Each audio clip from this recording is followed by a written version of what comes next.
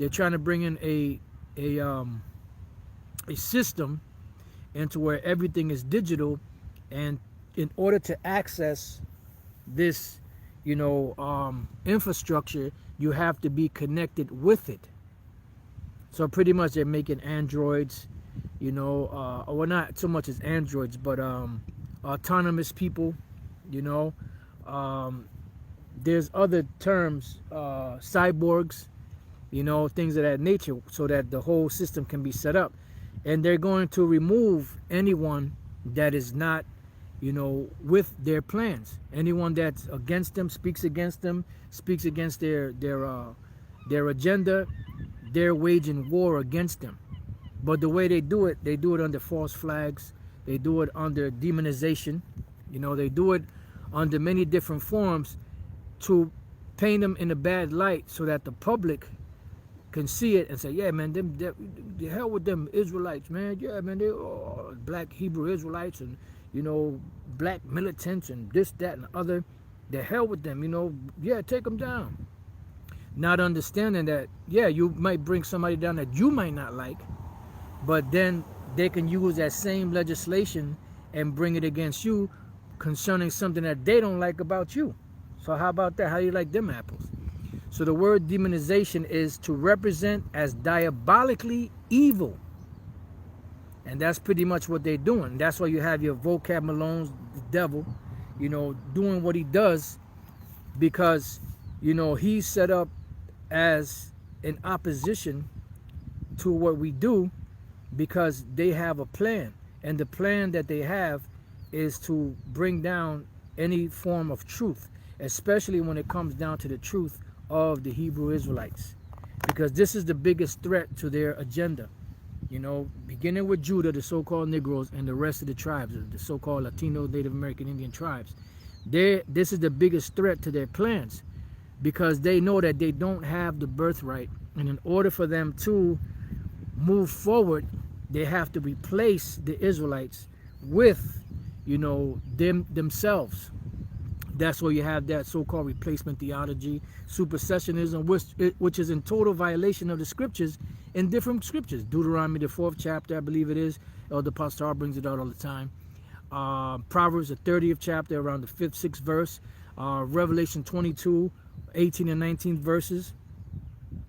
So what they're doing is they're removing the purchased possession, which are the Israelites, and inserting themselves, which are the heathen, which are not a part of this.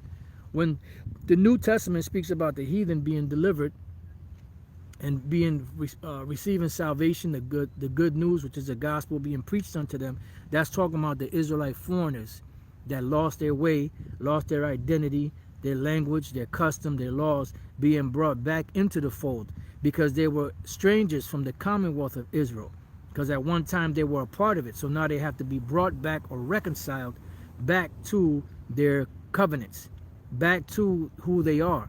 And that's why we're going through a great awakening right now, And I was watching Elder Apostle Ahrayamlab's video prior to doing this lesson, and he was, speaking about Elder Lahab, and Elder Lahab was speaking about that, because they asked him about the 12 tribe chart, them all just black only Israelites, like Fopi and them. And he was saying that, in the kingdom that Christ is going to give, the 12 tribes, or something along those lines. Like in other words, we won't fully know unto the kingdom. Well, we won't fully know what tribe we actually from to the kingdom. We know we just have a speculation. But you do have, the 12 tribe sign listed, because this is a part of prophecy. In order for, we were all blind at one time. All of us was out there, Elder Lahab included. Didn't know that we were Israelites until the Lord woke us up. And guess what? That 12 tribe sign was something that sparked a lot of conversation, and a lot of intrigue. And that's where the Lord told Ezekiel to get the 2 sticks, right upon it for the southern kingdom and the northern kingdom. I'm just paraphrasing it, and join them together and bring it, when you go out there, bring it in the sight of the people. Because he told Ezekiel, I believe it is, to carry his stuff before the face of the people.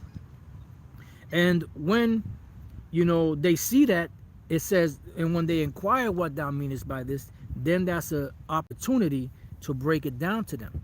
and to show them, what exactly is meant by that. So that 12 tribe sign is a very important conversation piece. And even years ago, it was told.